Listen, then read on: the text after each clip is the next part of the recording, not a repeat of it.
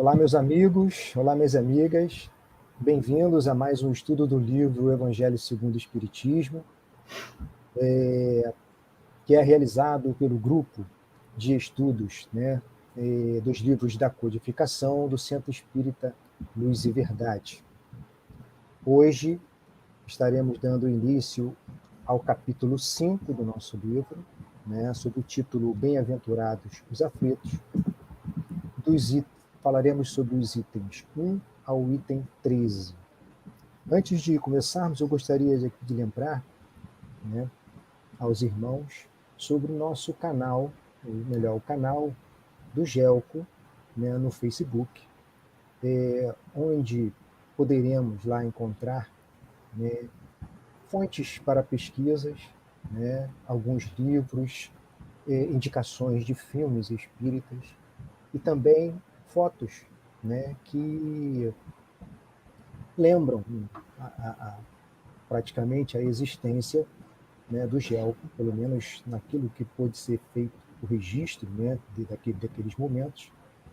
E assim, é interessante, seria muito bom que vocês pudessem acessar e poder contribuir também para a divulgação desse canal e automaticamente a divulgação da doutrina espírita. Então, para darmos início ao estudo de hoje, vou colocar aqui uma música que remete ao tema de hoje, e depois passo a palavra a Penny, que fará a nossa prece inicial.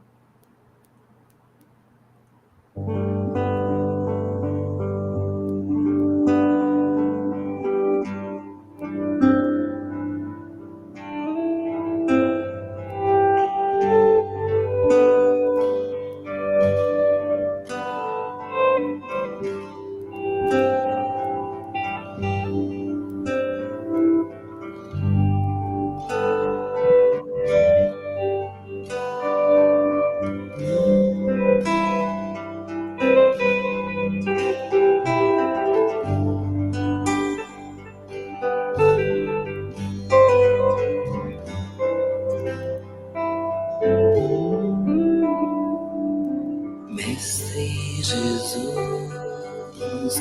do alto do monte ensinou, sua voz como um canto ecoou. Me ensine o caminho, Senhor, no reino de paz. Disse Jesus: bem-aventurados sois vós, o sal da terra, e brilhe a vossa luz, a luz do mundo. Bem-aventurados sois vós, pobres de espírito. Bem-aventurados sois vós, estáis aflitos. Bem-aventurados sois vós, os pacíficos, que brilhe a vossa luz, a luz do mundo. Bem-aventurados sois vós, os limpos de coração. Bem-aventurados sois vós, os que perdoam. Bem-aventurados sois vós, os que choram, que brilhe a vossa luz, a luz do mundo.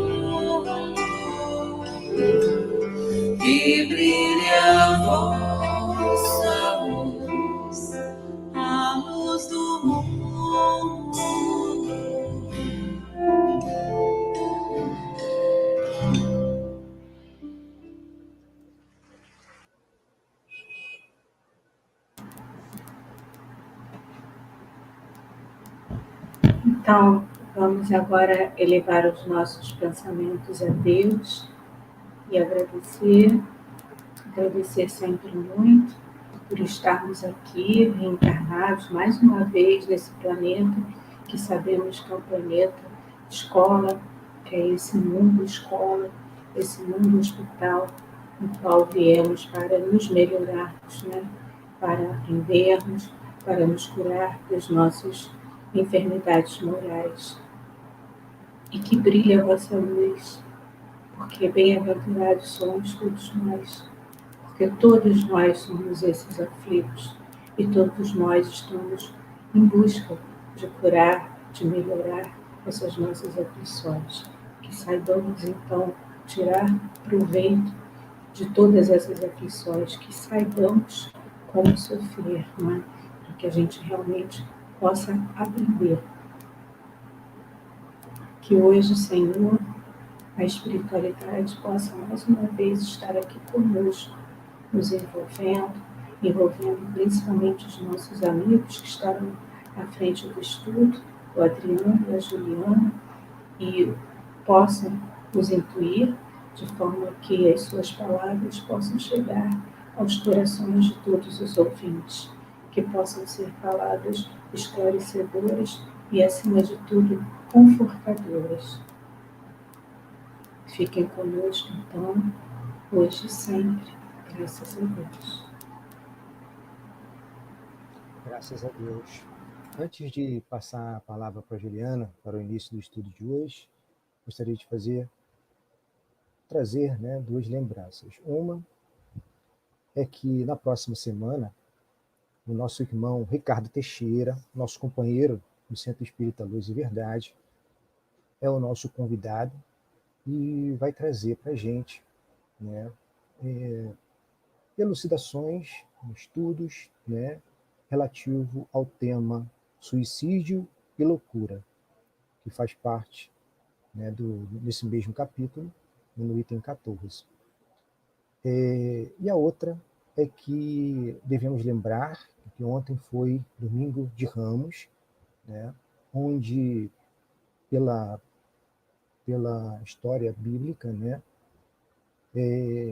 nos é lembrado que Jesus dá entrada a Jerusalém, né,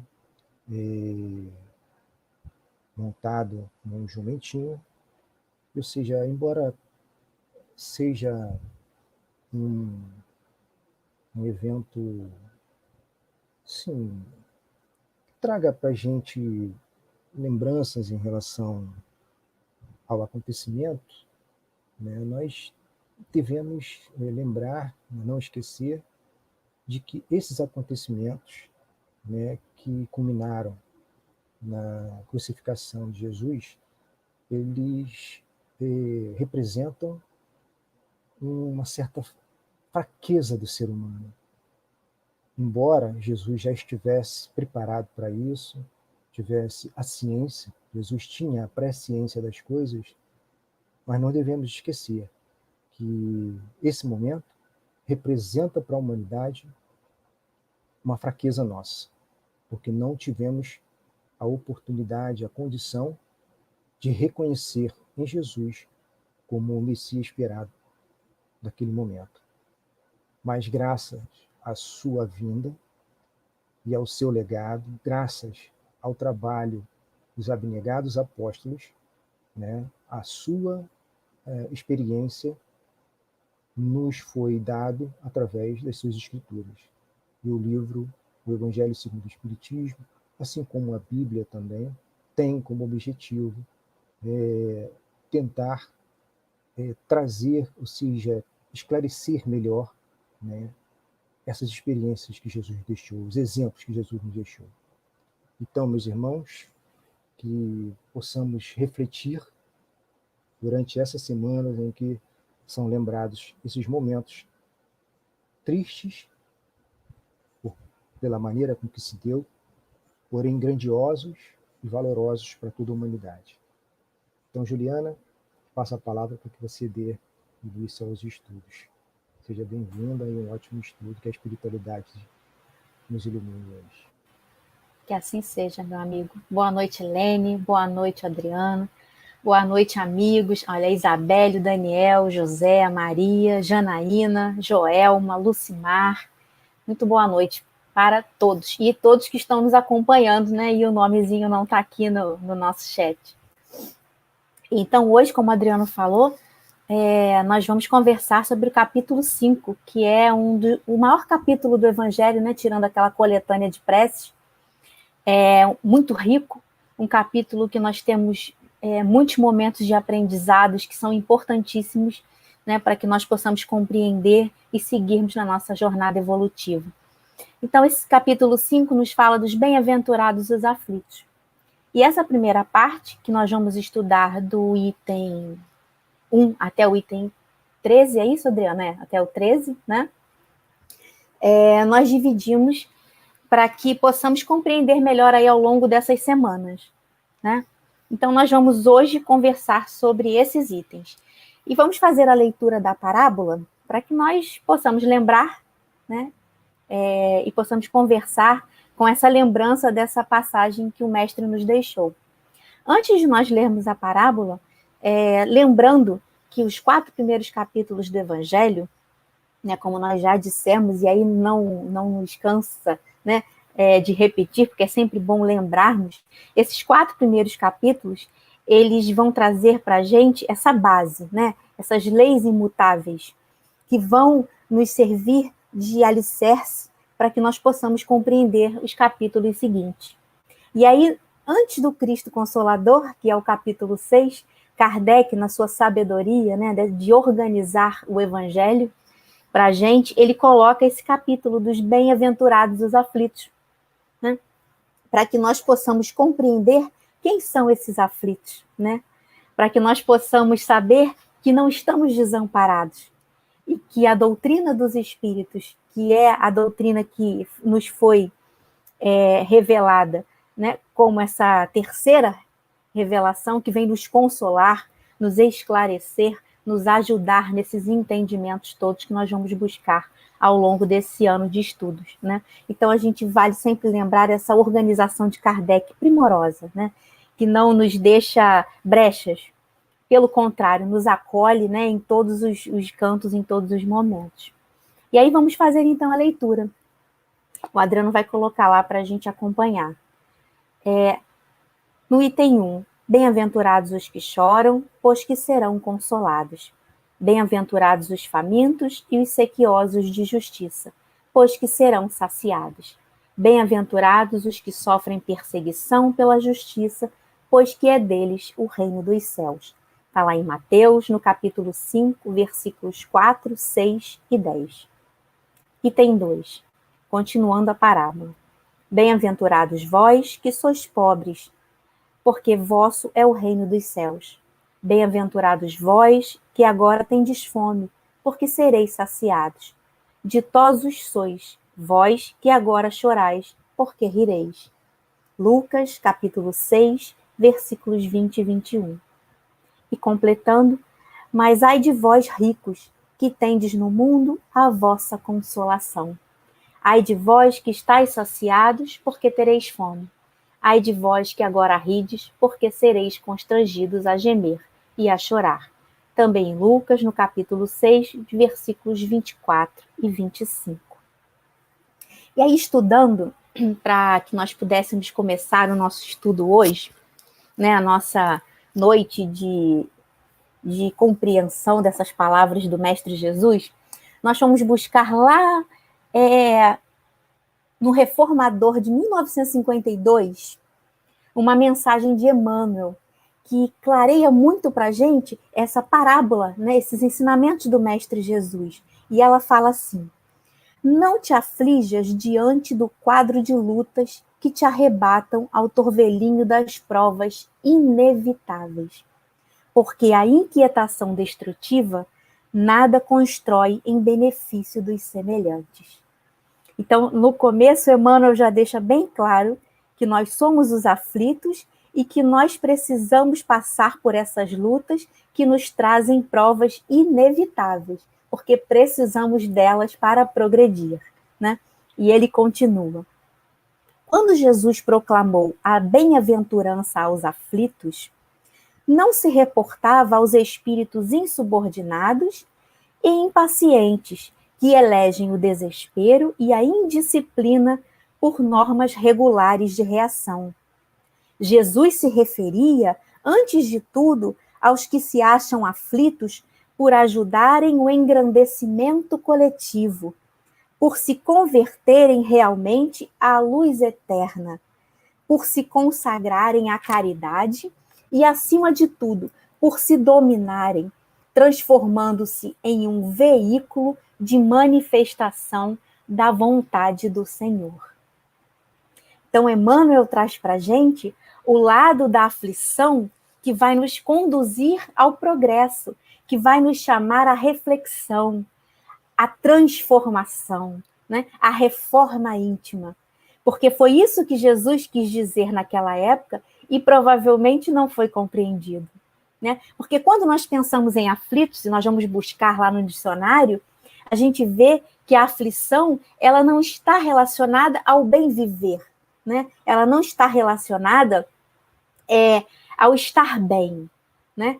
E quando nós vamos buscar na sua tradução hebraica, na tradução grega, aí sim nós vamos perceber que essas bem-aventuranças elas vão falar para a gente dos ditosos, né? Dos que buscam a felicidade, por isso eles são ditosos, né? Por isso eles buscam o bem.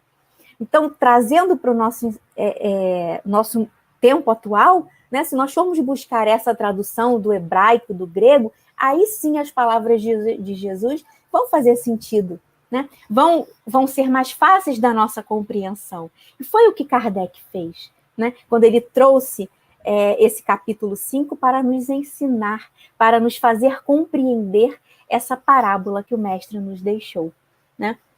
Então, Emmanuel foi muito feliz na sua colocação lá no Reformador, trazendo esse lado da aflição, o lado que nos inquieta, sim, mas nos inquieta para nos alavancar no progresso, né? Para nos transformar, é um convite à nossa reforma, à nossa mudança de atitude, né? De conduta. Então, nessas palavras, a gente percebe e compreende um outro gênero de aflição, que foi isso que Emmanuel quis nos dizer, muito diferente desse que nos torna e que nos toma comumente, né? Desse que nós entendemos de maneira corriqueira.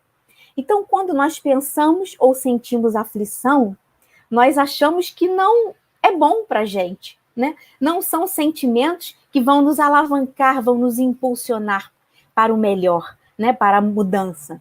Nós vamos sim pensar naquilo que nos inquieta, né? Que nos deixa ansiosos, que nos torna vulneráveis, né? Que nos deixa tristes muitas vezes, magoados, né? Com sentimentos de raiva, de rancor.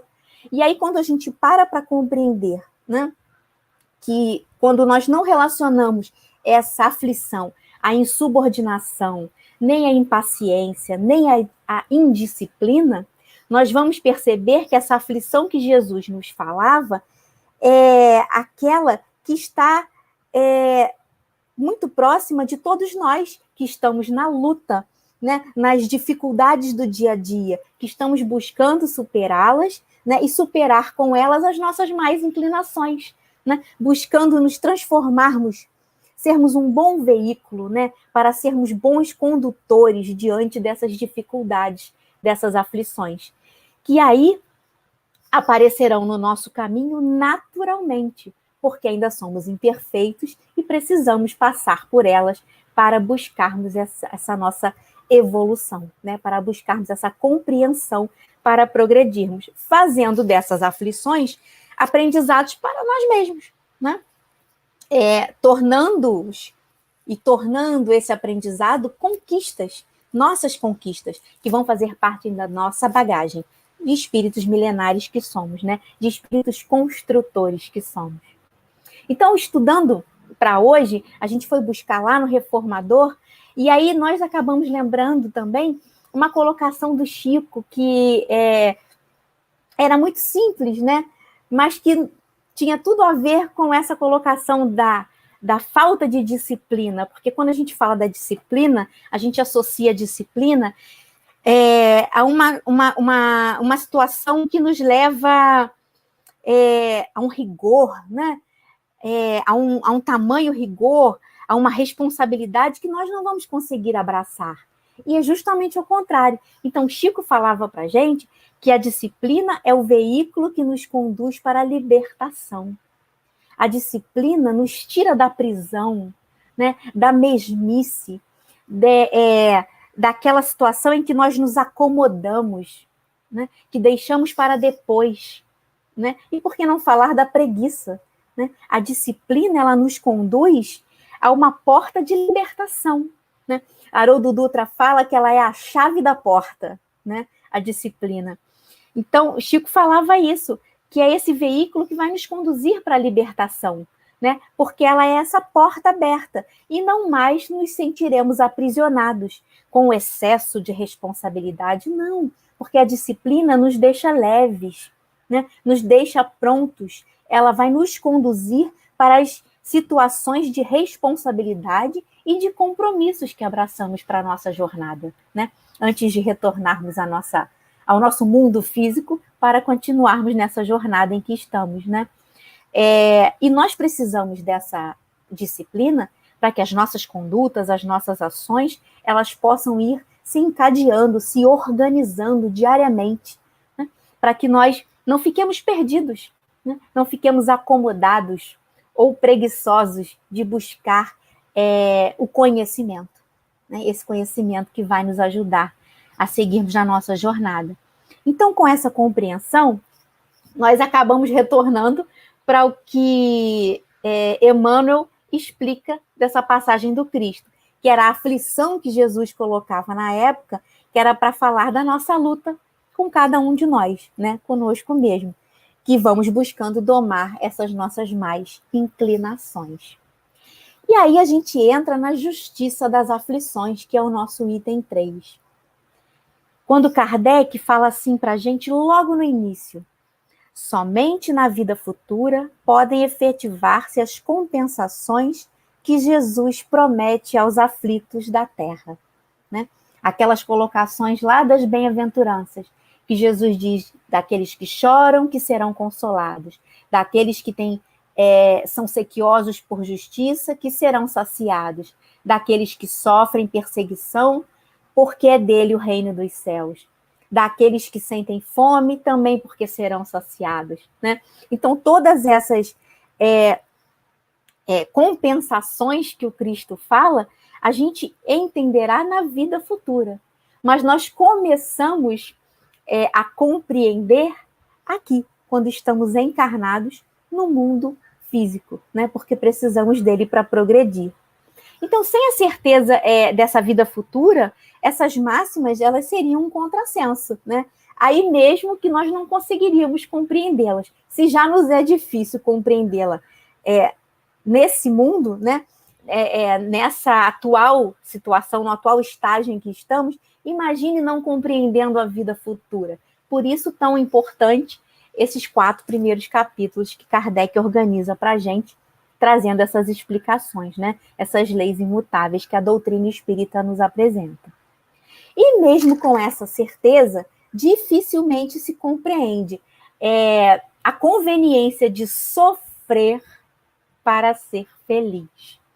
Então, Kardec, mais uma vez, coloca para a gente, mesmo sabendo da vida futura, mesmo compreendendo que tudo isso nós colheremos lá na frente, né? Estamos plantando hoje para colher um pouco mais na frente, mesmo assim, ainda é difícil para nós entendermos por que precisamos sofrer para acharmos a felicidade. E aí ele continua assim, dizem que é para se ter um maior mérito. Então, sofrer para achar a felicidade, Kardec coloca aqui para a gente na justiça das aflições. Dizem que é para se ter um maior mérito. E aí ele vai elencando várias perguntas ao longo desse item 3. E ele fala assim para a gente, por que sofrem uns mais que outros? Porque uns nascem na miséria e outros na opulência. Porque uns nada conseguem, enquanto outros tudo lhes parece sorrir. Porque homens virtuosos sofrem ao lado dos maus que prosperam, né? Ao mesmo tempo que Kardec vai nos colocando essas perguntas, né? Para ele são afirmações, mas que nós nos perguntamos o porquê, né? Tudo isso vai parecer desmentir a justiça do nosso Criador, do nosso Pai maior. Mas se nós pararmos para compreender, né, que nós admitimos a existência de Deus, então nós não podemos mais duvidar da justiça do Pai. Né? Se nós temos a consciência de que Deus existe e que Ele é o Criador, né? Ele é a causa, como está lá no Livro dos Espíritos, no comecinho dos seus capítulos, então nós não podemos mais duvidar de que Deus é soberanamente justo e bom, né? De que Ele tem o poder, de que Ele tem toda a justiça e toda a bondade, sem o que Ele não seria o nosso Criador, né? Ele é soberanamente bom e justo. Ele não pode agir caprichosamente e muito menos com parcialidade, porque Deus ama a todos os seus filhos da mesma maneira. Mesmo aqueles que ainda não despertaram para tais aflições, né? Mesmo aqueles que ainda não se colocaram nesse caminho das aflições que o levarão a compreender essa vida futura, né? As recompensas que virão depois de todas essas aflições. Mesmo aqueles que ainda prosperam fazendo o mal, porque eles prosperam, mas a gente vai ver um pouquinho mais à frente que tudo é transitório, né? Eles podem achar que prosperam nesse momento, mas um pouco mais adiante verão o tempo que perderam e precisarão correr atrás dessas faltas cometidas, né? Para que aí sim possam seguir adiante, possam seguir em frente, compreendendo todos esses ensinamentos e buscando o seu próprio progresso, né? Então, vamos um pouquinho mais à frente. Então, por meio desses ensinos de Jesus, Deus pôs os homens na direção desta causa, né? De termos a certeza de que Ele é justo, porque justa há de ser a causa, né? Porque Deus é justo, então se Ele é essa causa, a causa também será, né? E hoje, né, julgando-os suficientemente maduros a essa causa, né, por meio do Espiritismo, isto é, pela palavra dos Espíritos, nós temos a oportunidade desse esclarecimento, dessa compreensão muito maior, né, que a doutrina dos Espíritos, através da codificação feita por Kardec, veio nos trazer, veio nos ensinar, nos elucidar, né? Então, aqui a gente novamente lembra dessas colocações de Emmanuel lá no Reformador, né? Que Jesus nos fala daquele que está na luta consigo mesmo. E nós vamos falar sobre isso durante todo esse capítulo, porque somos nós os aflitos, somos nós que estamos na luta conosco mesmo, né? Somos nós que estamos buscando domar as nossas más tendências, somos nós que estamos procurando nos transformarmos num bom veículo condutor, para que essas aflições que aparecem no nosso caminho possam ser alavanca para o nosso progresso, né? Para que nós tenhamos essa consciência. Tudo isso para que nós tenhamos essa consciência plena de que sofrer faz parte do caminho, né? Para sermos felizes.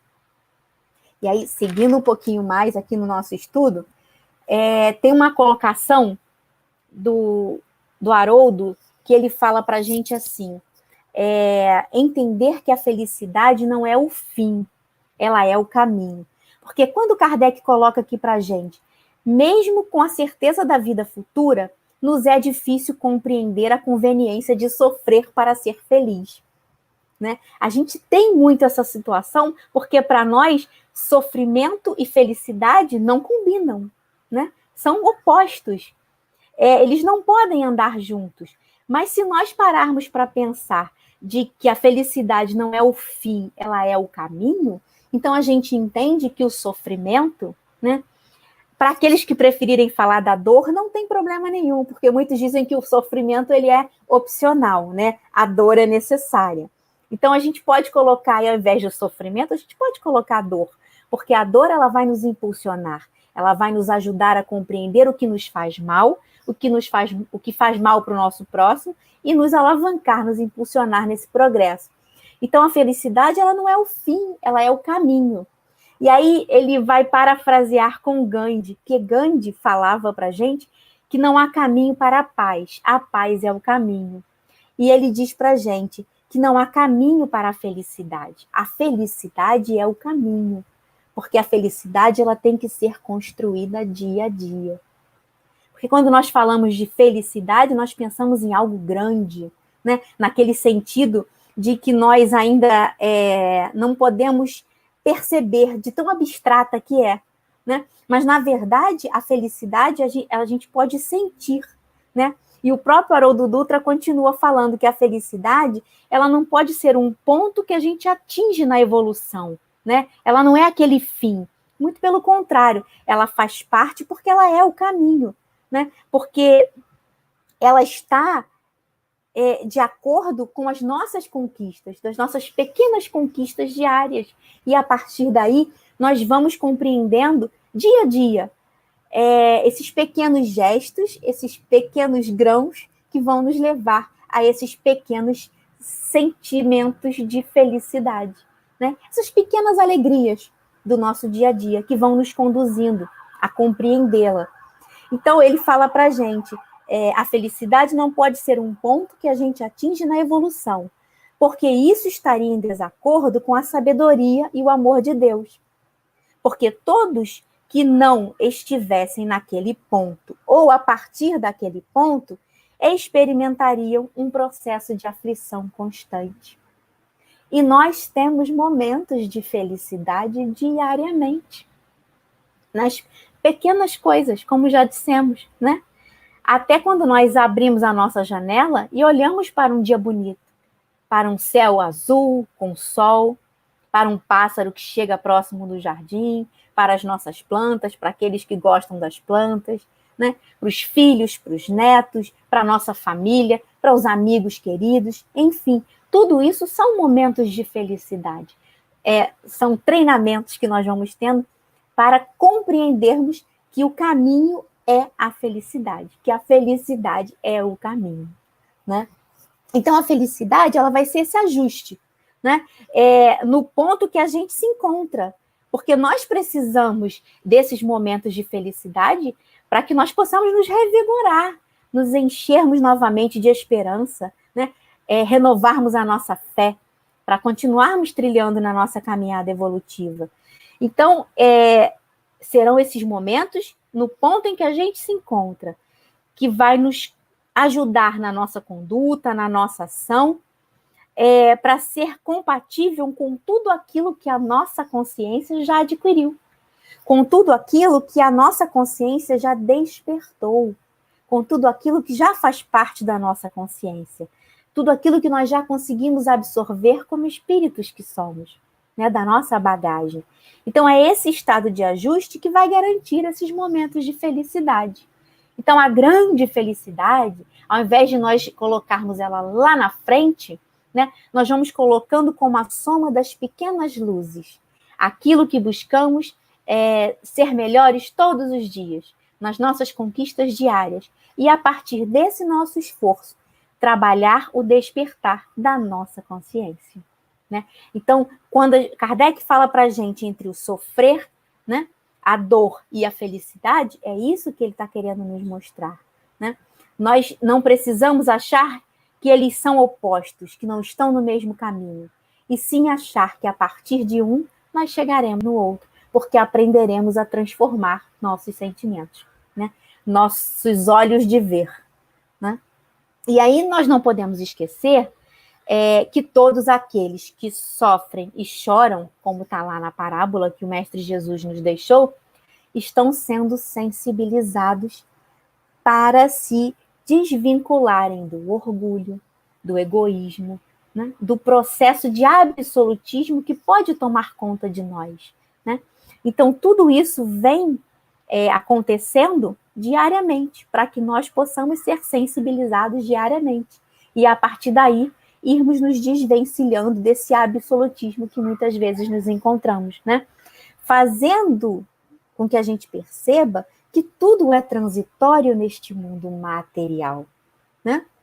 Que tudo passa nesse mundo material.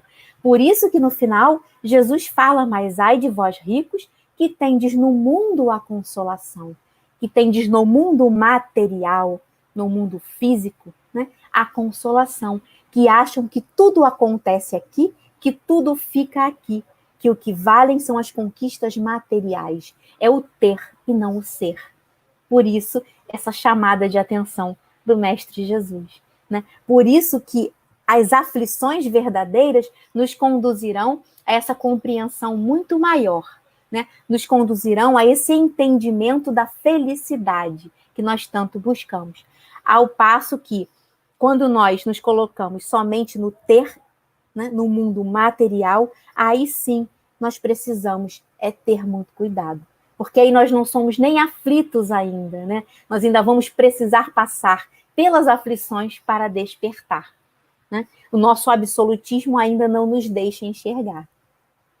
E aí, um pouco mais à frente, chegando nas causas atuais das aflições, que são os itens 4 e 5. Mais um pouquinho. Aqueles que tiverem dúvidas, que quiserem comentar, fiquem à vontade, tá, meus amigos? E Adriana e Lene também, se quiserem falar, colocar alguma observação, fiquem à vontade. Então, nas causas atuais das aflições, a primeira frase de Kardec é a seguinte: de duas espécies são as vicissitudes da vida, de duas fontes bem diferentes, que importa distinguir. Umas têm sua causa na vida presente, que é na vida atual, e outras fora desta vida, né? Ou seja, nas vidas anteriores.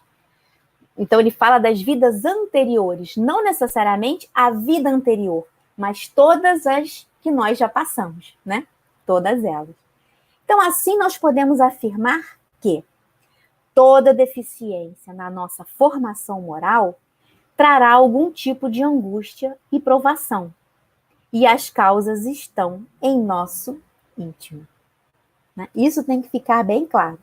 Sejam elas atuais ou não, toda deficiência na nossa formação moral terá algum tipo de angústia e de provação. E as causas estão sempre em nosso íntimo, né? Dentro de cada um de nós. E aí Kardec fala para a gente: quantos homens caem por sua própria culpa? Quantos são vítimas de sua imprevidência, de seu orgulho, de sua ambição?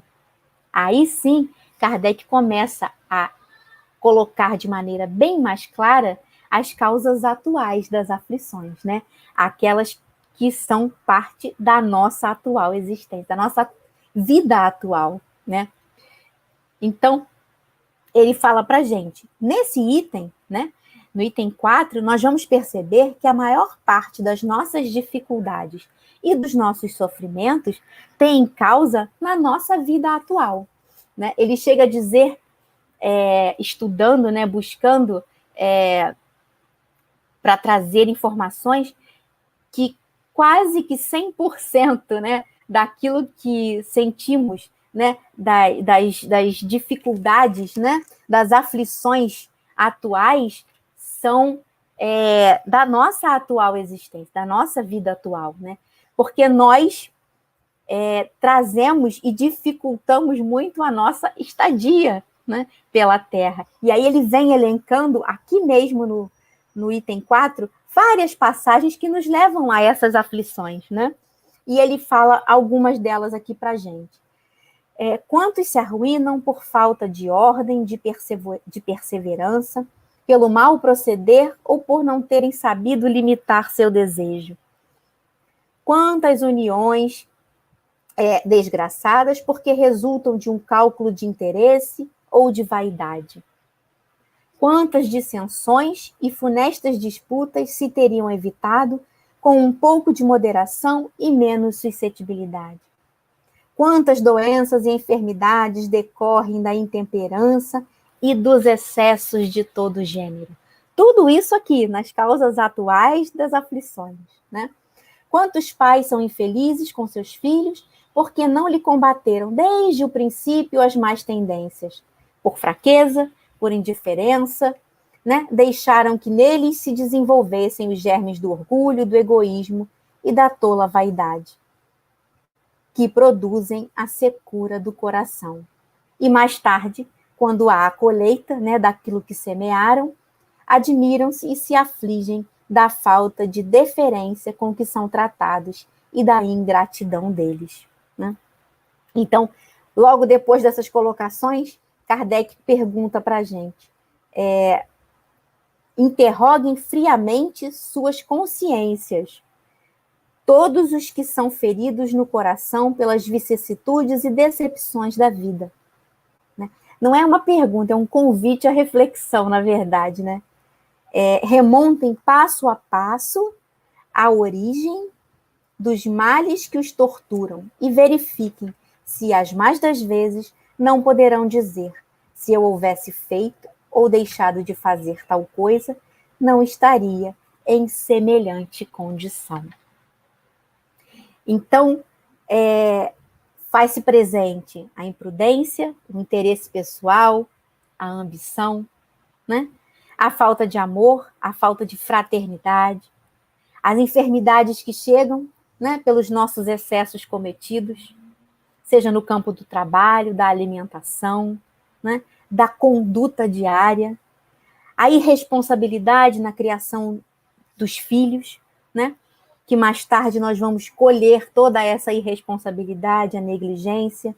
Muitas vezes nós confiamos a educação dos nossos filhos a terceiros, né, e vamos suprindo-os com presentes, com coisas materiais, né, e lá na frente vamos ver o mal que acabamos por fazer, né, fugindo das nossas responsabilidades e deixando de nos conduzir e de conduzir aqueles que nos foram confiados no caminho do bem, né? Então, Kardec vai colocando todas essas chamadas de atenção para nós, né? Da falta de amor, da falta de fraternidade, das enfermidades que chegam, né? E ele faz esse convite para que a gente possa se interrogar, né? Interrogar as nossas consciências, mas sabendo de que nós precisamos ser verdadeiros com essa resposta, né? Não basta só interrogar, nós temos que ser francos conosco mesmo, né? Para que possamos compreender naquilo que precisamos melhorar, naquele ponto que precisamos transformar e naquilo que precisamos melhorar, né? Que precisamos nos refazer, né? Buscar um novo caminho, uma nova atitude. Então, respondendo com sinceridade a nós mesmos, né, em uma autoanálise a que ele nos convida, nós daremos um passo importante para começarmos, então, essa transformação. A transformar essas aflições, né, que nos incomodam em aprendizado para o nosso progresso. Então, essa é a prova de que Deus é justo e bom, porque a partir daí ele nos dá as oportunidades de pensarmos e de repensarmos para nos modificarmos. E o que acontece conosco, seja bom ou não, é um fruto das nossas próprias escolhas, né? E aí a gente busca um exemplo do pai que dá as mesmas condições aos seus 2 filhos, né? Ele dá as mesmas condições e entrega nas mãos de cada um o que eles precisam para se conduzirem melhor, né, na sua jornada evolutiva. E aí, lá na frente, ele vai saber se eles se conduziram bem ou não a partir do que eles lhes trouxerem de resultado, né? Em todos os campos, né? Não falamos só do mundo material, muito pelo contrário. Falamos aqui das condições, das mesmas condições que são dadas, mas no campo espiritual, né? De espíritos milenares que somos, não vestidos pela veste material, mas sim espíritos, né? O que fizemos com os talentos que nos foram dados, né? E o nosso Pai faz isso conosco. Ele nos dá as mesmas condições como os seus filhos, né? Nós temos as mesmas oportunidades, mas aí, um pouquinho mais à frente, nós vamos ver que vai entrar o livre-arbítrio, né? E tudo mais, e aí nós vamos nos desvencilhando desse caminho. Então, tudo que passamos são frutos das nossas escolhas, né? São necessários para o nosso aprendizado, para aquilo que nós vamos adquirindo. Então, nós vamos tirando o que tem valor, das situações mais difíceis e nada vai ficar perdido, né? Ou deixar de ser aproveitado para o nosso progresso, porque a misericórdia do Pai é infinita. Então, tudo que puder ser aproveitado em nosso benefício, Ele o fará, né? E aí fica aquela frase conhecidíssima do Chico, que fala para a gente que ninguém pode voltar atrás e fazer um novo começo, né? Mas todos podemos começar agora e fazer um novo fim, né? Então fica aí essas causas atuais das aflições. Nosso Pai nos concede novas oportunidades sempre. Passando para as causas anteriores das aflições, que vai dos itens 6 ao 10, né? Nós vamos continuar falando de situações pelas quais passamos, né? Mas só que essas situações pelas quais passamos, nós não temos como ter dado causa na vida atual. Por isso que Kardec as colocou como causas anteriores das aflições. Então, são situações pelas quais nós passamos também, né? Assim como as causas atuais. Só que nós não tivemos como dar causa na vida atual. Um exemplo que fica bem mais fácil da gente compreender, um acidente de avião, onde um avião cai em cima de várias casas, né? Aqueles que estão dentro do avião não deram causa àquele acidente naquela vida, né? E nem aqueles que habitavam aquele espaço, aquelas casas, onde o avião caiu. Então, aconteceu uma situação inesperada, né? Então, ali, ninguém deu causa na vida atual. Claro que nós trouxemos, né, de existências, de vidas anteriores. E ali, né, a gente chama de a prova coletiva, né? Mais à frente a gente vai falar melhor disso. E todos que ali estavam precisavam estar naquele momento, né? As doenças ou deficiências de nascença, né, que trazemos, quantos de nós? Um desencarne repentino daquele que dava o sustento de uma determinada família, né? Catástrofes naturais, como maremotos, terremotos, tsunamis, até mesmo as pandemias, né? Nós estamos nesse cenário da pandemia atualmente. Então, tudo isso, nós não temos como ter dado causa na nossa atual vida, né? Então, claro que nós estamos passando por essas aflições porque demos causas em vidas anteriores, né? Em alguma oportunidade que tivemos de estar no plano físico, acabamos por dar causa a tantas situações pelas quais nós precisamos passar. Então, será que tudo isso estaria no sentido contrário da bondade de Deus? Novamente, nós vamos perguntar: Deus não é justo e bom? Se ele é soberanamente justo e bom, é claro que tudo isso não poderia estar contrário, né, à sua bondade, ao seu amor por cada um de nós. Então, essas questões, as leis humanas, elas não vão explicar. Outras religiões também não conseguem explicar. E muito menos o acaso, né?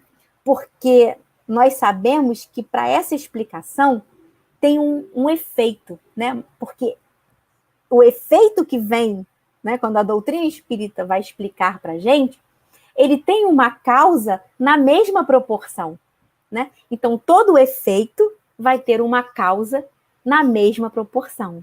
E é isso que Kardec vem colocando para a gente nesses itens, né? Vem explicando para a gente, junto à doutrina dos espíritos, que tudo vem na mesma proporção com que demos causa, né? Todo o efeito será na mesma proporção a que lhe foi dada a causa. Então, nós precisamos observar, como espíritos que somos, olhar na nossa existência como espíritos eternos e aí sim buscar entender aquilo que acontece conosco nessa vida e que nós não temos como ter dado causa nela. E sim, obrigatoriamente, ter tido a sua causa numa vida anterior, numa vida passada, né? E é o sofrimento que vem nessa vida, na mesma medida do necessário, né, para o nosso aprendizado, na medida que nós podemos suportar. Então, as causas são anteriores, mas o efeito vem na mesma medida daquela causa e que nós podemos suportar para resgatar, né? Para resgatar os erros, para podermos resgatar as nossas falhas. Então, nós temos o livre-arbítrio, e isso é importantíssimo nós compreendermos, porque vai abrindo, né, o nosso entendimento. Nós temos o livre-arbítrio, a partir dele nós fazemos as nossas escolhas. Essas escolhas, elas vão acionar a lei de causa e efeito, né, que é justamente o que a gente falou agora, né, as causas atuais e as anteriores. Então, a partir dessas escolhas, nós vamos acionar a lei de causa e efeito, que vai determinar a medida da nossa felicidade ou infelicidade, né, futura, fruto das nossas próprias escolhas. E essa felicidade ou infelicidade poderá ser na vida atual, né, ou em existências futuras, porque muitas vezes nós não temos como resgatar nossas faltas numa mesma encarnação, né? Então, um exemplo, usar a inteligência para o mal, e numa próxima encarnação, a gente pode vir com algum tipo de deficiência intelectual, né? Nós demos aquela causa, vai ser na mesma proporção, né? Então, se nós usamos a nossa inteligência para o mal, nós podemos vir com uma deficiência intelectual numa próxima oportunidade de reencarnar, porque ali nós vamos aprender na mesma proporção, como Kardec nos coloca aqui no Evangelho, né? Usar a mão para o mal, se eu uso a mão para matar, se eu uso a mão para destruir, numa próxima encarnação, eu posso vir sem o braço, né? Para que, de alguma maneira, eu entenda o meu compromisso, porque eu usei mal aquele instrumento que me foi dado, né? E aí a gente vai buscando esses exemplos nas vastas obras que a gente tem, né? À nossa disposição. Então, principalmente, a gente ter em mente de que tudo isso nos será colocado à medida que nós temos condição de resgatar, à medida que nós temos condição de compreender, e nunca nos serão dados fardos que não possamos carregar, né? Que não possamos ultrapassar para a nossa compreensão, para o nosso progresso. Então, a falta, ela pode ter acontecido num pretérito muito distante, né? Não num pretérito tão próximo, mas e sim num muito distante. Mas só agora nós tivemos a condição de resgatar tal situação, né? Nós estamos aptos para resgatar. E aí, chegando no item 9, porque eu preciso passar para o Adriano, que já está, né, chegando quase 9 horas, Kardec vai nos falar de uma aflição que nós não damos causa, né, nem na atualidade e nem anteriormente. Aí a gente para e pensa, nossa, mas ainda tem isso? Sim, Kardec vem trazer para a gente. Quando não somos nós que damos causa na atual vida a essa aflição, nem demos causa anteriormente, essa aflição ela vai acontecer porque nós pedimos, porque nós solicitamos que ela nos chegasse, porque nós, de alguma maneira, já estamos aptos para vivenciá-la, né? E a partir dessa vivência e do sucesso dessa experiência, nós teremos o mérito dessa conquista, né? De termos ultrapassado sem precisar vivenciá-la, mas pedimos para passar, porque nos achamos capazes de conseguir. Então, são provas buscadas pelo espírito, né, que vão ajudar na sua depuração, que vão ativar o seu progresso, né? E aí nós vamos ver mais tarde, um pouquinho mais à frente, sobre essas situações, né, nesse mesmo capítulo, só que um pouco mais à frente. E Kardec nos diz ainda que a expiação, ela serve sempre de prova, e isso é importantíssimo. A expiação, ela serve sempre de prova, mas nem sempre a prova será uma expiação, porque expiação é quando a criatura vem quitar um débito que ela já adquiriu. Isso é expiar, né? E a prova é quando a criatura vai estar sendo colocada à prova para caminhar na sua evolução. Então, nós somos colocados à prova diariamente, né? Em todas as nossas oportunidades de crescimento, porque nós precisamos dessas oportunidades, né, para nos alavancar. Então, a expiação, a criatura vem quitar um débito que já adquiriu. E a prova, a criatura vai estar sendo colocada à prova diariamente né, para que ela possa caminhar rumo à sua evolução. Então, a aflição, ela não vem só como um resgate de uma falta pretérita, né? Nós precisamos prestar bem atenção em como nós estamos nos comportando atualmente, para que não pioremos as aflições, para que não nos deixemos levar para que essas aflições sejam cada vez mais graves e mais comprometedoras. Né? Muito pelo contrário, nós temos a inteligência para usá-la da melhor forma possível. Né? Nós precisamos que, a partir dessa inteligência, nós tenhamos a consciência plena de que somos capazes de exercitar a paciência, né? Para que as coisas aconteçam no tempo que elas precisam e não no tempo que nós queremos, né? Utilizar essa inteligência da melhor maneira possível e a resignação, né? Que é para aceitar aquilo que não pode ser mudado. Então, a justiça de Deus, ela nunca é interrompida, né? Ela está sempre caminhando, ela está sempre em movimento. E chegando no item 10, né, para fechar a nossa parte, mediante as diversas existências corpóreas, é que os espíritos se vão expungindo, pouco a pouco, de suas imperfeições. As provas da vida o fazem adiantar-se, quando bem suportadas. São o remédio que limpa as chagas e cura o doente. É assim que Kardec fecha o item 10, né, nas suas explicações para a gente. Então, que nós possamos seguir aflitos, mas sabendo que essas aflições são necessárias para alavancar o nosso progresso. Né? Adriano, agora é com você, meu amigo. Me desculpe ter passado aí um pouco do nosso tempo, mas é que o assunto é bem rico. Foi muito bom as tuas explicações, né? Ou seja, mais informações que a gente recebe, né? Muito boa mesmo. Inclusive, eu queria poder contribuir aqui quando você fala a respeito daqueles que vêm e têm as aflições da vida e não necessariamente porque erraram no passado, nem no presente. Eu lembrei de uma passagem e esse estudo eu obtive através do YouTube do nosso irmão, né, companheiro espírita, Severino Celestino, é um excelente pregador também, que tem muitas experiências nesse sentido, porque parece que ele tem doutorado na Universidade de Israel, em hebraico, então ele traz muitas experiências nesse sentido. Aí eu lembrei desse estudo, e ele fala justamente sobre isso. A passagem é a seguinte: o cego da piscina de Siloé.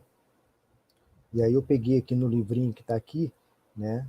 A passagem é a seguinte: caminhando, Jesus viu um homem cego de nascença. E os seus discípulos perguntaram: Mestre, quem pecou, ele ou seus pais, para que nascesse cego? Respondeu Jesus: nem ele pecou, nem seus pais, mas foi para que se manifestem nele as obras de Deus. Dito isso, cuspiu na terra e, tendo feito lodo com a saliva, aplicou aos olhos do cego, dizendo-lhe: vai lavar-te no tanque de Siloé. Ele foi, lavou-se e voltou vendo. Então, Severino Celestino fala, inclusive, não vou me lembrar aqui agora do número da pergunta do Livro dos Espíritos, que Kardec pergunta aos espíritos se todos aqueles espíritos que estão em sofrimento na Terra, eles têm realmente dívida, se é por dívida esse sofrimento. E aí os espíritos falam que não, muitos são missionários. E aí Kardec pergunta, mas qual o benefício nesse sentido? Os fazem evoluir mais rápido. Entendeu? Então, esse cego de Siloé, Severino Celestino faz um link entre essa questão do Livro dos Espíritos, né? Ou seja, Jesus coloca ali. Obviamente que existia uma dúvida, a gente observa que existia uma dúvida entre os judeus naquela época, né, ao perguntarem quem pecou, os pais ou ele, né, porque tinha essa questão de que teria que haver um pagamento de uma dívida. Isso é comum. Só que ainda eles tinham uma dúvida se era possível alguém pagar por o pecado ou o erro de um parente, né? Que o próprio Espiritismo esclarece isso, que não é possível alguém pagar pelo erro de uma outra pessoa, né? Mas aí nos coloca que no fato da própria pessoa, Jesus fala, nem ele, nem os pais e nem ele pecou. Então o sofrimento não era referente a nenhum tipo de pagamento de dívidas nesse sentido, né? Ah, foi muito bom. Bem, dando sequência, né, a esse estudo, que é muito interessante, você lembrou muito bem, Juliano, quando Kardec ele faz essa introdução do Evangelho, coloca lá, não vim destruir a lei, a lei de Jesus, né, vim dar-lhes o verdadeiro sentido, meu reino não é deste mundo, há muitas moradas na casa do meu Pai, não se pode ver o reino de Deus se não nascer de novo. Obviamente que tudo isso, conscientemente, Kardec coloca antes, né, de cada título subsequente, porque um é necessário para a compreensão do outro. E nesse não é diferente. Né? Porque, na realidade, ao falarmos de aflições, teremos que avaliar que condições são essas, e que você nos trouxe bem, que não são todos aqueles que sofrem, né, e que serão consolados. Precisamos avaliar o que seria isso, e você explicou muito bem. Bem-aventurados aflitos, pois que serão consolados. Essa frase, né, ela traduz uma palavra, que é esperança. Né? Então, esperança também ela é sinônimo de futuro, como você citou para a gente lá no início. Né? Então, quando Jesus, né, falava, né, pregou no monte, Jesus falava da vida futura. Isso era interessante porque, ao pregar, Jesus, na grande maioria das vezes, pregava para aqueles que sofriam, que estavam em condições desumanas, né? Não tinham esperança para nada, não tinham nenhuma oportunidade. Se nascesse pobre, morreria pobre. Né? Como a gente vê aqui, às vezes, nos casos que o próprio Evangelho nos conta, uma mulher seria apedrejada por ter sido vista em adultério. Era a condição da época. Então, ou seja, tinham poucas oportunidades para aquele ser que nascesse desprovido. Então, Jesus vem trazer o que para essas pessoas? Esperança. E essa esperança só poderia estar na vida futura. E aí, se a gente associa ao que vimos anteriormente, né? Não se poderá ver o reino de Deus se não nascer de novo. Há muitas moradas na casa do meu Pai, meu reino é deste mundo. Então as coisas se encaixam. Jesus não fala de outra coisa, não pode. Assim, o próprio evangelho em si ele só vai ter significado se a gente realmente colocar esses conceitos, né, em mente. E aí, ou seja, eu vou trazer outras informações afirmando justamente o que Juliana traz, porque é muito importante isso. Como podemos entender, né, aqueles indivíduos, né, que nascem com deformidade física entre os que gozam de saúde do corpo. Aqueles que nascem cegos, né, entre aqueles que conseguem ver. Aqueles que nascem com pobreza extrema ao lado de pessoas com fartura. Como podemos entender isso? Né? Ou seja, onde estaria nessa situação a justiça divina? Se levássemos em consideração que tivéssemos apenas uma existência. Não faz sentido, gente. Não tem como. Ou seja, ninguém consegue explicar dessa forma. Então, somente a crença na imortalidade da alma e das múltiplas existências corpóreas podem explicar essas diferenças existentes na humanidade. E o Espiritismo, ele nos faculta a entender, né, o porquê sofremos. E o que a Juliana nos trouxe, nos esclareceu ainda há pouco. Né? Ninguém vem ao mundo, né, para sofrer gratuitamente. Então é necessário entendermos isso. Né? E assim, se temos realmente, agora entrando já diretamente no assunto, se nós temos várias existências, né, e se muitas das nossas das nossas aflições estão relacionadas a vidas anteriores, né? Estão relacionados a resgates de vidas anteriores, por que não lembramos dessas existências? Kardec ele nos explica que o esquecimento, né, do passado é, na realidade, uma misericórdia divina. Porque quanto mais voltamos no tempo, né, mais ignorante, grosseiro, violento, sanguinário é o ser. Então, dessa forma, conhecer a natureza criminosa de alguém que renasce seria um grande obstáculo para a evolução do homem. Essa é uma das explicações. Eu vou trazer aqui, eu vou colocar uma passagem que está no nosso livro, que é a seguinte. Olha o que Kardec coloca lá no item referente ao esquecimento do passado. Ele nos diz o seguinte: frequentemente, o espírito renasce no mesmo meio em que já viveu, estabelecendo novas relações com as mesmas pessoas, a fim de reparar o mal que lhes haja feito. Se reconhecesse nelas as a quem odiara, quiçá o ódio se lhe despertaria outra vez no íntimo. E realmente seria muito provável que isso acontecesse, né? Porque diante das nossas imperfeições, da nossa natureza moral, se hoje já temos dificuldade de perdoar com todo o conhecimento que temos, né? Você imagina a cada tempo anterior, como a gente explicou aqui, né, dentro da evolução do ser humano. Então, meus irmãos, a reencarnação ela se traduz, né, numa nova oportunidade, num novo ponto de partida, né? O espírito ele traz consigo as melhorias já conquistadas, mas traz também as imperfeições que precisa corrigir. Então, nessas oportunidades, Deus ele nos concede aquilo de que precisamos para a nossa evolução. O que seria isso? A voz da consciência e as tendências instintivas. Então, tudo aquilo, né, as boas resoluções, tudo de bom que nós tenhamos feito, né, mas conscientemente, obviamente, né, isso será um aprendizado.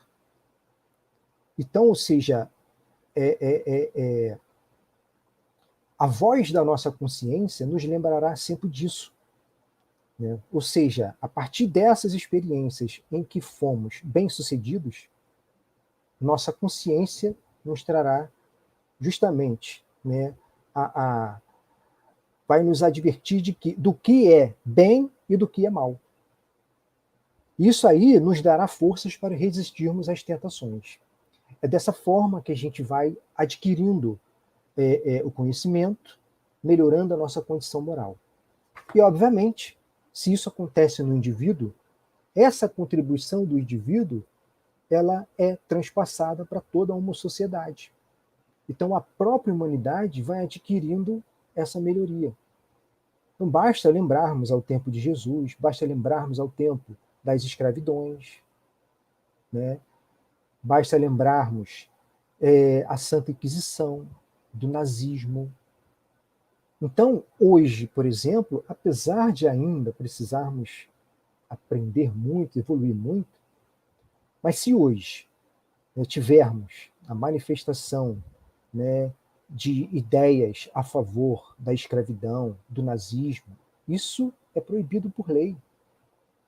Então, a tendência é a pessoa ser penalizada por isso. Então, quer dizer, o que isso significa? Significa que a sociedade repele essas coisas. E ela só repele porque adquiriu um determinado conhecimento. Então, embora talvez estejamos um pouco atrasados na nossa evolução, essa é a sensação que a gente tem, né? Mas não podemos perder as esperanças e nem mesmo a crença de que estamos evoluindo. Estamos. E outra coisa, a evolução, ela vai acontecer independente de quem queira. É o que Juliana falou, ou seja, se a pessoa não estiver preparada, ela vai ser engolida pelo progresso, porque é uma lei divina, é a lei do progresso.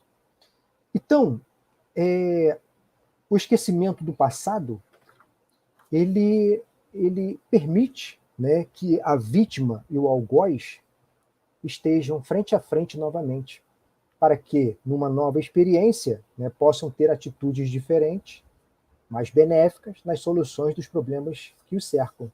Então, ou seja, com essas aquisições, né, que nós estamos falando aqui, é necessário o esquecimento do passado. Porque, como Kardec citou ali, a tendência é reencarnarmos no mesmo grupo familiar no qual encarnamos algumas outras vidas. É possível que haja diferenças também, mas para que se haja ali um resgate, então é misericórdia divina colocarmos próximos uns aos outros, né? Então, meus irmãos, o esquecimento do passado vai facultar isso. Ou seja, embora nós tenhamos, hoje sabemos que, muitas das vezes, a repulsão, né, da psicosfera acontece, muitas das vezes, meu santo não bateu quando a pessoa, né? Então, hoje a gente interpreta dessa forma, entendeu? Existe realmente ali a psicosfera de repulsão, né? Isso está realmente, o Espiritismo descreve isso, mas é diferente dessa questão de conhecer, né, o passado da pessoa. Graças a Deus isso não acontece, e é para o nosso bem, né? E esse esquecimento, que Kardec coloca lá também, ele é temporário, né? Ou seja, quando retornamos, né, à esfera espiritual, é normal, né, recordarmos as nossas experiências anteriores. Iremos recordar tudo aquilo que é necessário e útil para a evolução do ser. Não iremos recordar tudo, não há necessidade para isso. Mas tudo que for útil e necessário para a evolução do ser, ele vai recordar. E por que isso? Porque é justamente no plano espiritual e a partir dessas recordações em que o reencarnante, ou seja, ao se programar novamente uma nova oportunidade de reencarnação, o reencarnante ele poderá ter a oportunidade de participar do seu planejamento reencarnatório. Dizemos que poderá, porque isso é facultativo. Então, ou seja, isso vai depender do merecimento de cada um. Nós sabemos, por exemplo, que existem reencarnações compulsórias, né? Ou seja, por obrigação, o espírito embrutecido, né? E que ele vai reencarnar obrigatoriamente. Então, este, obviamente, não vai participar desse planejamento. Então, essa lembrança ela é necessária nesse sentido. Até mesmo para o espírito saber, né, onde ele precisa melhorar. Então, é facultado a ele a saber isso tudo, para que ele possa, talvez, se for merecedor, participar do seu planejamento reencarnatório e daí tentar executar esse planejamento. Então, meus irmãos, obviamente nós sabemos, né, que em alguma literatura temos a oportunidade de saber que a grande maioria dos reencarnantes não são completistas, né? Então, ou seja, é difícil você completar todo um planejamento reencarnatório. Mas isso faz parte da própria natureza do ser humano, né? E o que importa é que haja sempre uma evolução.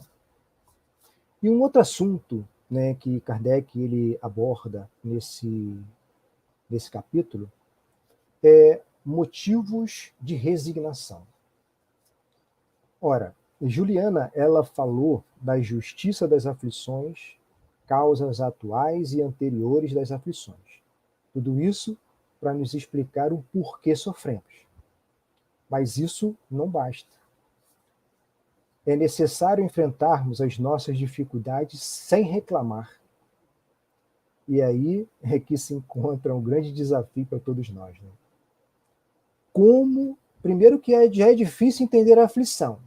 Ou seja, Juliana se desdobrou aí, consultou vários irmãos espirituais, Emmanuel, e foi embora para poder realmente nos esclarecer, e esclareceu de maneira brilhante.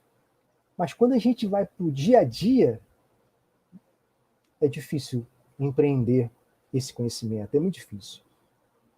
Mas temos que agradecer a faculdade do Espiritismo. E quando a gente ouve falar são chegados os tempos, é porque realmente são chegados os tempos. E por que são chegados os tempos? Não é à toa, meus irmãos, que Chico Xavier, na sua mediunidade única, né, nunca ninguém teve uma capacidade dessa, trouxe consolo para tantas pessoas. Obviamente que nem todas as pessoas terão a mesma oportunidade que tiveram aquelas que foram suavizadas pela sua interferência, né? Mas existem até filmes, livros, As Mães de Chico, e que esclarece com muita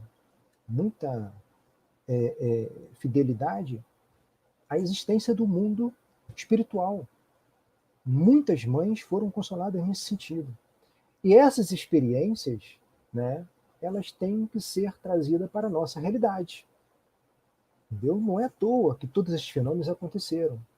Porém, a tendência agora é não acontecer mais, tanto é que a gente já vê Divaldo Franco trazendo uma coleção, né, de Joana de Anjos, que vai falar a questão psicológica do ser, né?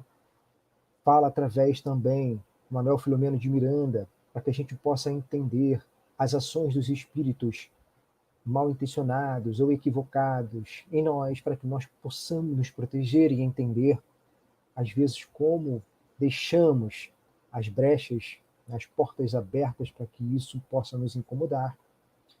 E vemos Haroldo Dutra Dias tratar muito mais da ciência, englobando as questões religiosas, porém trazendo questões científicas.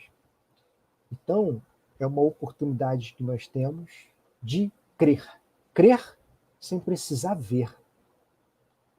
Então, esse momento que a gente vive é de suma importância nesse sentido. Bem,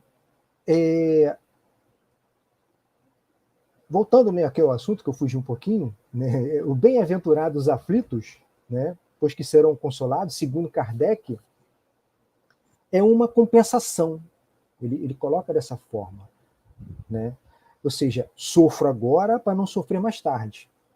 É assim que a gente deve interpretar. É como um remédio amargo que traz o alívio da cura. É uma quitação, no sentido empregado para as causas anteriores, como Juliana colocou ali. Tá? Então, é dessa maneira que a gente deve interpretar. A gente está quitando uma dívida, por isso estamos sofrendo, mas logo seremos consolados. A vida futura irá fazer com que eu esteja quite, né, com as minhas dívidas. Mas, meus irmãos, o espírito ele é livre. Ele é livre, com o seu livre-arbítrio ele vai fazer o que ele quiser. E com isso ele pode suavizar ou aumentar o seu sofrimento, né? O sofrimento das suas provas, né? De acordo da maneira com que ele vai encarar a sua vida, né? Então, lá no início do Evangelho segundo o Espiritismo, nós tivemos a oportunidade de estudarmos os pensamentos de Sócrates e Platão, lembra? Os precursores do Espiritismo, onde eles contribuem, né, com seus ensinamentos para a doutrina espírita. E aí eu trouxe aqui um pensamento de Sócrates, né, vai nos ajudar aqui no estudo. Olha o que Sócrates nos diz. Em outras palavras, né, eu coloquei aqui assim, olha o que ele nos fala. A alma, ao se utilizar do corpo para admirar a matéria, se apaixona. E porque as coisas materiais estão sujeitas às mudanças, não conseguindo controlá-las, ela sofre. Então, ou seja, entendemos aqui que viver encarnado é um desafio tremendo. Por isso que o espírito ele faz muitos planos no planejamento reencarnatório, mas quando está encarnado, muitas vezes ele não consegue, né, aplicar tudo aquilo que ele gostaria, por causa justamente da matéria. A matéria, ela realmente tem um poder grandioso de desviar realmente nossos objetivos. Porém, é uma maneira extremamente rápida, né, no sentido da palavra, de nos fazer evoluir. E é por isso que os espíritos desencarnados pedem para reencarnar. E às vezes aqui a gente fala, eu não pedi para nascer. Pedimos sim. Então, às vezes a gente não valoriza isso. Pedimos sim. E essa proporção, né, ou seja, de espíritos desencarnados para espíritos encarnados, e tem muito mais desencarnado do que encarnado. Porque lá em cima ocorre a possibilidade de evolução, sim, mas não é como a experiência na carne. Então é por isso que devemos valorizar essa oportunidade que nós temos, né? E aí, ou seja, a realidade é essa. Nós sofremos por quê? Porque não temos o controle sobre a situação. Isso que nos faz sofrer. Não é difícil encontrarmos situações, né, que nos fazem projetar a nossa felicidade naquilo que mais satisfaz ao corpo do que ao espírito. Não é difícil. Vamos lá, aquisições materiais. Né? Às vezes a gente se esforça para conseguir, sei lá, comprar um celular, uma casa, um carro. Não há nada de errado nisso, obviamente. Mas às vezes, por exemplo, a gente, quero comprar um celular que eu gostei e tal, faz um esforço tremendo, planos, né? Economiza daqui, dali, divide. Perfeito, sem problema nenhum. Adquire aquilo que desejou, o negócio cai da mão, quebra, pronto. Aí está a mudança, né, que o Sócrates estava relacionando. A condição muda de útil para inútil. Um celular quebrado já não tem mais utilidade. E aí? Se a pessoa projetou essa felicidade, que a Juliana trouxe, né? São partículas de felicidade que a gente tem a cada dia. Porém, se ela projeta isso em coisas materiais, acontece o que o Sócrates falou, se apaixonou. E ao se apaixonar é sofrimento na certa, porque as coisas materiais estão sujeitas a mudanças. E essas mudanças o ser humano não consegue controlar, vai sofrer. Isso pode ser também transportado para outras situações. Desemprego, por exemplo. Nesse sentido do desemprego, é interessante notar de que, no seguinte, da paixão, não seria isso, mas às vezes a pessoa ela acaba se fechando para isso, né? Achando que o mundo acabou. E aqui eu vou colocar um exemplo interessantíssimo, né? Que eu vi, se eu não me engano, em 2018. Era uma crise tremenda que tinha em relação ao desemprego. Eu estava almoçando, vi um repórter, estava vendo um repórter, e aí falava sempre, tinha sempre essas matérias a respeito de fila do emprego, e mostrava a experiência das pessoas que estavam à procura, outras pessoas que conseguiam, e mostrou a menina. Ela tinha acabado de conseguir um emprego. E aí mostrou a história dela, e o que ela falou? Não, eu há não sei quanto tempo já estou desempregada, tinha mais de ano, né? E aí até hoje, eu distribuí 638 currículos.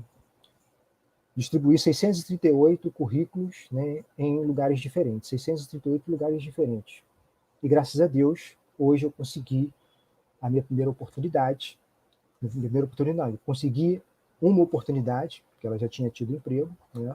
Consegui a oportunidade e começo a trabalhar na segunda-feira. E aí, obviamente, eu me senti feliz por aquela informação, mas o que mais me chamou a atenção foram os 638, como ela descreveu, currículos. Eu falei, e logo veio à minha mente o seguinte: né? A perseverança. A pessoa não desistiu. 638, para ela dar essa informação, é porque ela tinha em mente um objetivo. E ela não desistiu desse objetivo. Então, ou seja, o que para nós é uma coisa grandiosa, para ela, ou seja, era algo que, se ainda não tivesse tido a oportunidade, ela ia continuar. Porque ela tinha em mente que ia conseguir. E aí vem uma outra informação. Quem nunca é visto, nunca é lembrado. Porque a pessoa que acaba numa situação dessa, né, trazendo a infelicidade para si, e acaba, ou seja, se introspectando, né, ou seja, no sentido de admitir somente as coisas ruins, ela vai ficar em casa, não vai fazer nada, vai ficar inerte, ela não vai ser vista e ela não vai ser lembrada. Então ela tem que ir para a rua, ela tem que correr atrás dos seus objetivos. Né? Se aparece um emprego aquém das suas expectativas, talvez seja uma oportunidade, porque lá ela estará sendo vista por outras pessoas. E na troca de experiências, uma pode lembrar da outra. Então não devemos ficar inertes a essas situações. E outras coisas também que podem trazer, né, aflições são os relacionamentos. Pode ser amoroso, pode ser de convívio no trabalho, né? Quantas vezes a gente vê aí nos noticiários, quer dizer, essas questões de uma pessoa agredindo a outra, porque simplesmente projeta a sua felicidade no comportamento da outra, se sente dono da outra e quer que a pessoa reaja da maneira que ela quer. Não vai ser feliz nunca, porque não existe esse controle sobre uma outra pessoa. Então, assim, eu achei importante trazer esses pequenos exemplos, né? Porque, na realidade, qualquer descontentamento não resignado, ele poderá trazer consequências graves. E não é à toa que o próximo item seguinte, né, vai falar sobre suicídio e loucura. Devemos tomar muito cuidado com isso. O Espiritismo, ele nos faculta, né, ele nos ajuda muito a compreendermos essa resignação, nos ajuda muito. Porque toda a sua obra ela é alicerçada na continuidade da vida após a morte. E a partir do momento em que temos a oportunidade, né, de ver a vida, né, do ponto de vista espiritual, nós entendemos que a vida ela é uma oportunidade concedida por Deus. Nós devemos fazer o possível para sairmos dela melhor do que chegamos. Agradecermos por tudo, né, que nos é dado. Temos a agradecer por tudo. Tantas coisas boas, experiências boas, como as ruins.